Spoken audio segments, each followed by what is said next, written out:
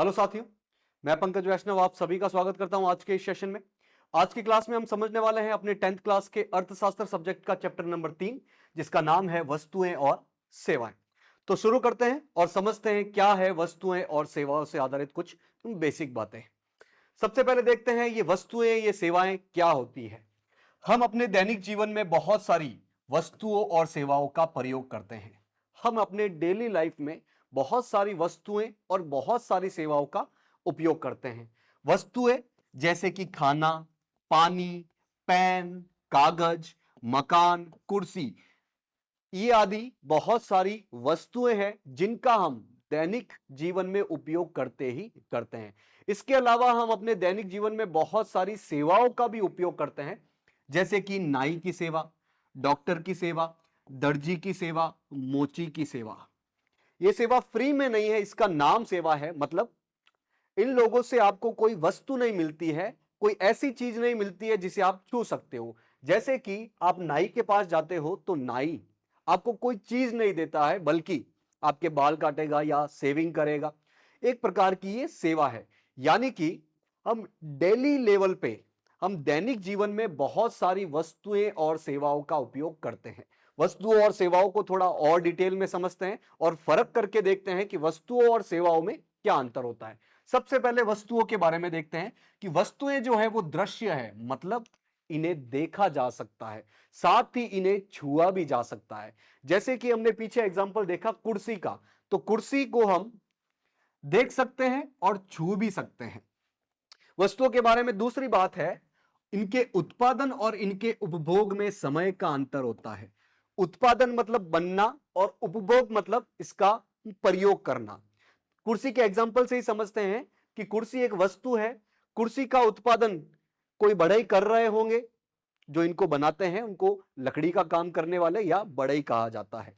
तो बढ़ई ने कुर्सी बनाई, इसका उत्पादन हो गया। अब हाथों हाथ ऐसा नहीं होगा कि कोई कस्टमर, कोई उपभोक्ता आकर उसको खरीद ले। जनरली इसके उत्पादन और इसके उपभोग में अंतर होता है। चीज बनने में और इसका उपयोग होने में बीच में समय का अंतर होता है। इनका संग्रह किया जा सकता है, इनको इकट्ठा किया जा सकता है। जैसे कि बढ़ई ने कुर्सी बनाई, अब कुर्सी को वो अपने फैक्ट्री में, अपने गोदाम में संग्रह करके रख सकते हैं। इन्हें एक स्थान से दूसरे स्थान पर स्थानांतरित किया जा सकता है। स्थानांतरित मतलब एक जगह से दूसरी जगह पर लेके जाना। तो कुर्सी को बढ़ई ने बनाया, उसको बहुत सारी कुर्सियों को बनाकर फैक्ट्री में रख दिया, अपने गोदाम में रख दिया। अब वो मार्केट में लेके जाएंगे इनको बेचने के लिए, या फिर किसी और विक्रेता को ये बेच देंगे। तो यानी कि इनको एक जगह से दूसरी जगह पर लेके जाया जा सकता है, इनको स्थानांतरित किया जा सकता है। तो वस्तुएं दृश्य है, मतलब देखा या छुआ जा सकता है। इनके उत्पादन और उपभोग में समय का अंतर होता है। इनका संग्रह किया जा सकता है, इनका एक जगह से दूसरी जगह पर स्थानांतरण किया जा सकता है। आप कुर्सी के एग्जाम्पल से ये चारों ही बातें समझ सकते हो, किसी और को समझा भी सकते हो। नेक्स्ट है सेवाएं। अब सेवाएं अदृश्य होती है, मतलब इन्हें देखा नहीं जा सकता, इन्हें छुआ नहीं जा सकता। जैसे कि डॉक्टर की चिकित्सा सेवा। हम डॉक्टर के पास जाते हैं जब हम बीमार हो जाते हैं, तो डॉक्टर जो हमें देता है वो एक सेवा है। दवाई की बात नहीं कर रहे हैं। डॉक्टर आपको जो सलाह देते हैं कि आपको ये हो गया है, आप ये खाना खाइए, ये चीज मत खाइए, आराम कीजिए, ये चीज नहीं कीजिए, ये चीज का परहेज रखिए, ये सलाह क्या है? ये एक सेवा है। तो इस सेवा को देखा नहीं जा सकता और छुआ भी नहीं जा सकता। क्या जो डॉक्टर आपको सलाह दे रहे हैं, क्या उस सलाह को देख सकते हो? नहीं। डॉक्टर को तो देख सकते हो, लेकिन डॉक्टर द्वारा दी गई सेवा को आप देख नहीं सकते, छू नहीं सकते। इनके उत्पादन और इनके उपभोग के बीच समय का अंतर नहीं होता है। डॉक्टर ने कहा, कोई सलाह दी, इनका उत्पादन हो गया है और आपने सुन लिया है, चीजों को समझ लिया है और उसी तरीके से कार्य करने का ठान भी लिया है। मतलब इनके उत्पादन और इनके उपभोग में समय का अंतर न के बराबर होता है। इन्हें संग्रह नहीं किया जा सकता है। क्या डॉक्टर की सलाह को कहीं इकट्ठा करके रखा जा सकता है? नहीं, इनको संग्रह नहीं किया जा सकता है। वस्तुओं में हमने देखा था कि कुर्सी को बनाकर तो उसको इकट्ठा किया जा सकता है, संग्रह किया जा सकता है। एक कुर्सी बनाई, दूसरी बनाई, तीसरी बनाई, ऐसी बहुत सारी कुर्सी करके इकट्ठा किया जा सकता है, लेकिन सेवाओं का संग्रहण नहीं किया जा सकता। साथ ही इन्हें हस्तांतरण भी नहीं किया जा सकता। डॉक्टर ने जो आपको सेवा दी है, आपको कोई बीमारी है, मान लीजिए कि आपको बीमारी है, उसका नाम है क, तो क बीमारी के लिए डॉक्टर ने यह सेवा दी है। क्या आप ये सेवा कहीं लेके जा सकते हो? क्या कि सेवा मैंने पकड़ ली, संग्रहण कर लिया और इसको लेके चले गए? नहीं, इसका हस्तांतरण एक जगह से दूसरी जगह पर इसका स्थानांतरण नहीं किया जा सकता।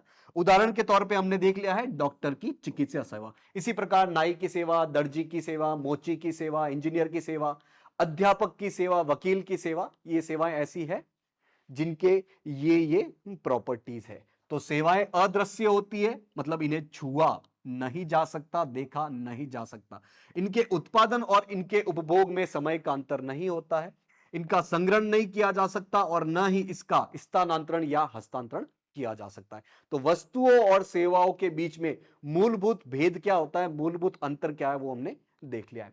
देखते हैं इन वस्तुओं और सेवाओं का वर्गीकरण कैसे कर सकते हैं, इनको किस तरीके से अलग अलग तरीकों में हम बांट सकते हैं। लाए निशुल्क वस्तुएं और आर्थिक वस्तुएं। ये निशुल्क वस्तुएं और आर्थिक वस्तुएं क्या होती है, एक एक करके हम समझेंगे आने वाली स्लाइड्स में। इसी प्रकार सेवाएं भी, कुछ सेवाएं निशुल्क होती है और कुछ सेवाएं आर्थिक सेवाएं होती है। वस्तुओं में उपभोक्ता और उत्पादक के आधार पर भी हम देख सकते हैं कि उपभोक्ता वस्तुएं और उत्पादक वस्तुएं, ये उपभोक्ता वस्तुएं क्या होती है, उत्पादक वस्तुएं क्या होती है, अब आने वाली स्लाइड में हम समझेंगे। इसी प्रकार सेवाओं में भी उपभोक्ता सेवाएं और उत्पादक सेवाएं होती है। वस्तुओं में एक होती है एकल उपयोगी, एक बार उपयोग में लाने लायक, और दूसरी है दीर्घ उपयोगी, बहुत बार उपयोग में लाने लायक। कुछ होती है निजी वस्तुएं, किसी एक व्यक्ति की होती है, और कुछ वस्तुएं होती है जो सार्वजनिक वस्तुएं, जो कि पूरे समाज की होती है, जैसे कि रोड है। एक एक करके इन सभी के बारे में देखते हैं। पहला है निशुल्क वस्तुएं और उसके सामने है आर्थिक वस्तुएं। यहां पे हम वस्तुओं के बारे में ही बात करने वाले हैं, सेवाओं के बारे में बात नहीं करने वाले हैं। तो कुछ वस्तुएं होती है जो हमें फ्री में मिल जाती है, जैसे कि आप रेगिस्तान में गए और आपको रेत चाहिए, तो आप बोरी भर भर के रेगिस्तान की रेत उपयोग में ला सकते हो। ये निशुल्क वस्तु है, इसके लिए आपको किसी को पैसा देने की जरूरत नहीं है। तो निशुल्क वस्तुएं प्रकृति की दी गई उपहार होती है, गिफ्ट होती है। ये प्रचुर मात्रा में उपलब्ध होती है, काफी मात्रा में ये उपलब्ध होती है, प्रचुरता में ये उपलब्ध होती है। इनकी आपूर्ति मांग से बहुत ज्यादा होती है। मांग तो होगी इनकी कम और आपूर्ति बहुत ज्यादा होगी। ये चीज बहुत ज्यादा है, इसकी सामने मांग बहुत कम होती है।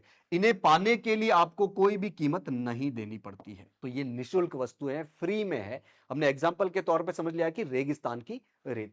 सामने है आर्थिक वस्तुएं। अब आर्थिक वस्तुएं निशुल्क वस्तुओं से अलग होगी। इनको उपयोग में लाने के लिए आपको कीमत अदा करनी पड़ेगी, पैसा देना पड़ेगा।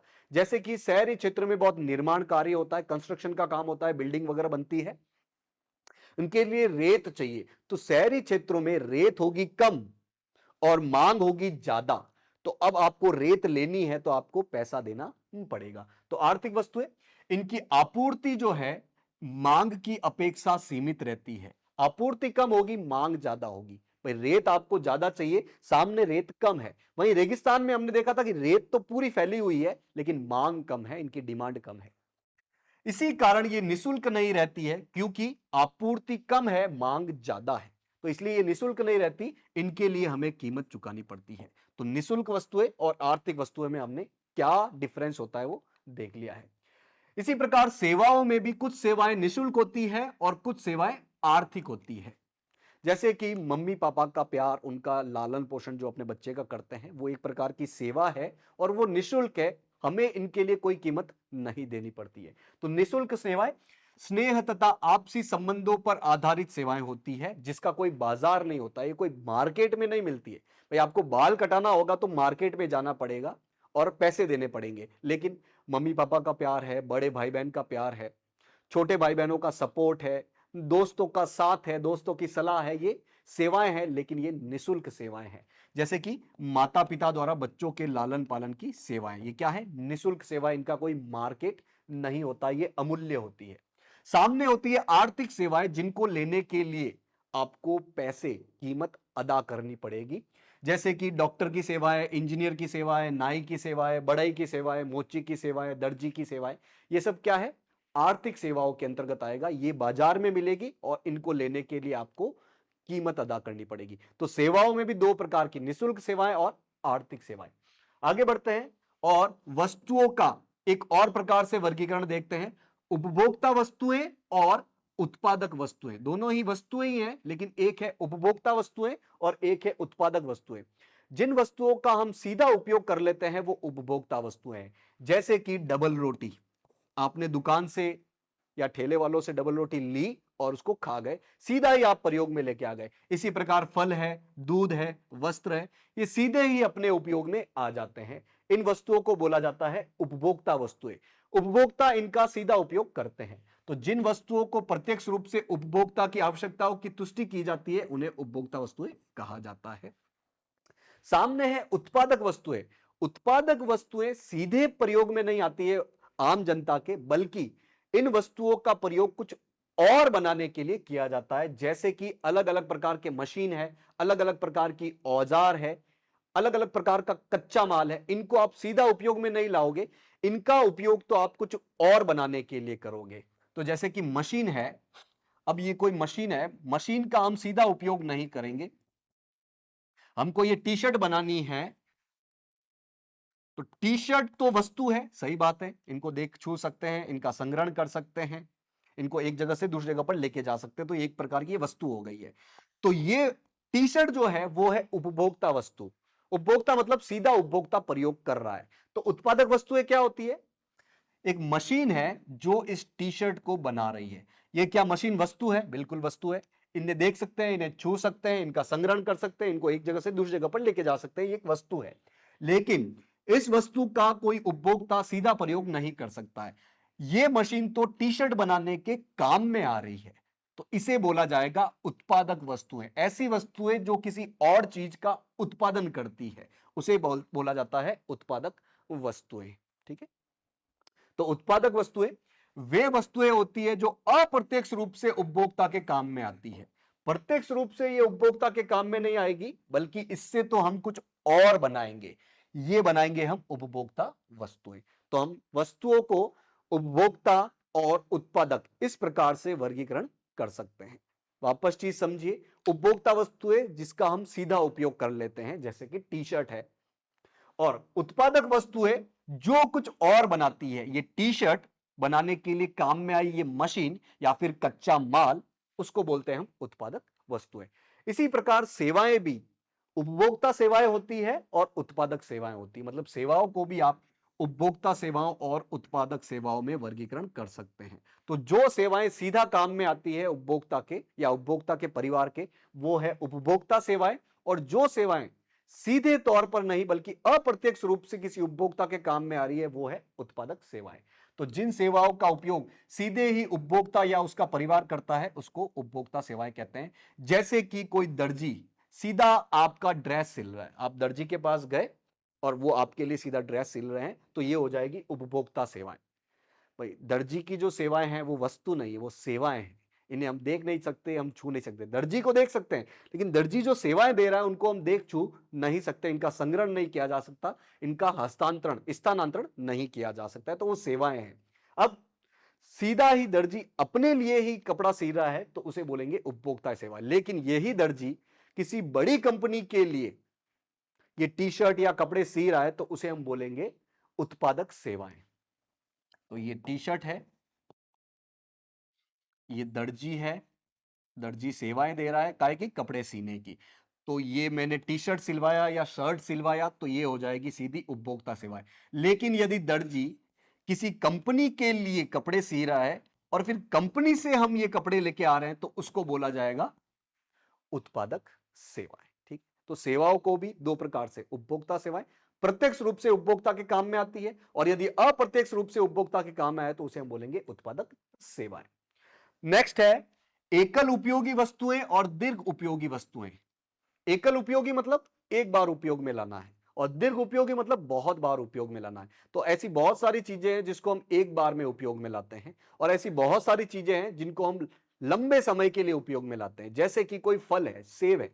सेब वस्तु है, देख सकते हैं, छू सकते हैं, इनका संग्रहण किया जा सकता है, एक जगह से दूसरी जगह पर स्थानांतरण किया जा सकता है। अब सेब को आपने खा लिया, बस एक बार में उपयोग में आई, तो ये क्या हो गई? ये हो गई आपकी एकल उपयोगी वस्तुएं। वहीं चाकू जो इस सेव को काट रहा है, अब चाकू सेव को काटने के साथ साथ अलग अलग सब्जियों के काटने के काम में आ रहा है और लंबे समय तक ये उपयोग में आएगा, तो इसे बोला जाएगा दीर्घ उपयोगी वस्तुएं। तो एकल उपयोगी वस्तुएं वे वस्तुएं हैं जिनका हम एक बार ही उपयोग कर सकते हैं। जैसे कि डबल रोटी है, मक्खन है, इनको एक बार ही उपयोग में ला सकते हैं। मक्खन आपने थोड़ा सा खा लिया तो खा लिया, अब वो वापस बाहर निकाल के आप उपयोग में नहीं ला सकते। कहने का मतलब आप समझ गए होंगे। और दीर्घ उपयोगी वस्तुएं वे वस्तुएं होती हैं जिनका लंबे समय तक हम बार बार उपयोग कर सकते हैं। जैसे कि कपड़े हैं, फर्नीचर है, टीवी है, स्कूटर है, ये सारी चीजें क्या है? दीर्घ उपयोगी वस्तुएं हैं।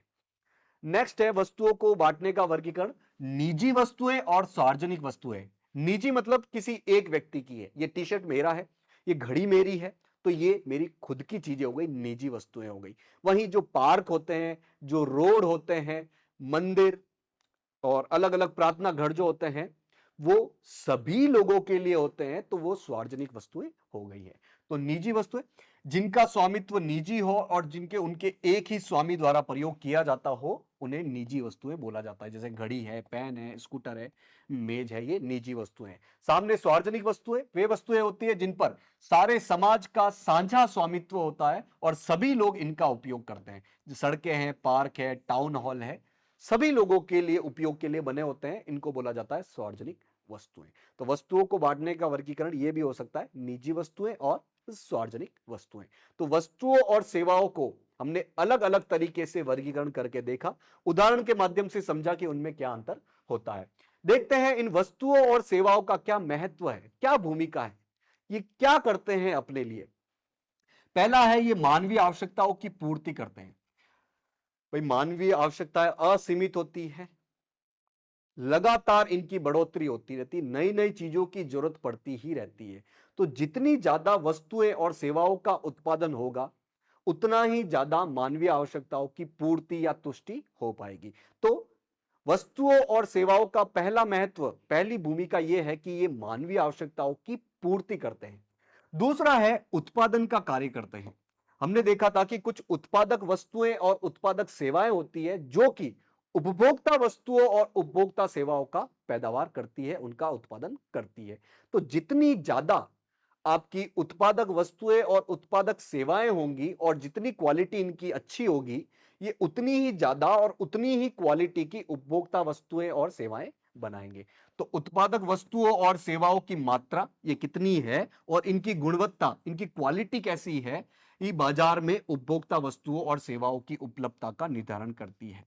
जितनी ज्यादा और जितनी अच्छी क्वालिटी की ये उत्पादक वस्तुएं और उत्पादक सेवाएं होंगी, जैसे कि मशीन वगैरह होगी, उतनी ही ज्यादा और उतनी ही अच्छी क्वालिटी की आपकी उपभोक्ता वस्तुएं और उपभोक्ता सेवाएं बनेगी। मशीन जितनी ज्यादा होगी, मशीन जितनी अच्छी क्वालिटी की होगी, उतने ही ज्यादा टी शर्ट बनेंगे और उतने ही अच्छे क्वालिटी के टी शर्ट बनेंगे।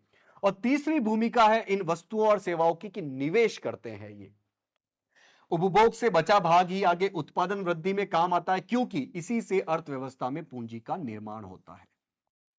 निवेश किसे कहते हैं?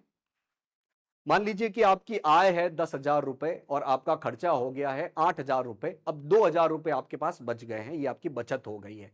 ये बचत आपने बैंक में डाल दी है। अब बैंक ने ऐसे बहुत सारी बचत को इकट्ठा किया है, बहुत सारा पैसा बैंक के पास इकट्ठा हो गया है अलग अलग लोगों की बचत का।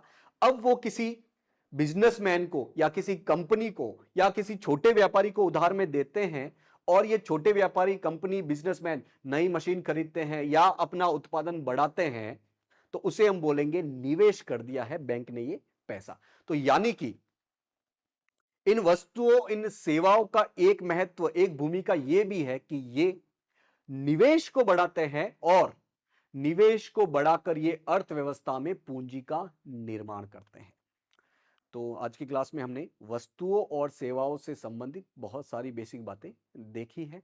आपको करना क्या है, आज जो भी चीज समझी है उसको आज ही रिवाइज करना है ताकि लंबे समय तक अपने दिमाग में बनी रह सके। आशा है आज की क्लास आपको समझ में आई होगी। आज के इस सेशन से जुड़ने के लिए आप सभी का बहुत बहुत धन्यवाद।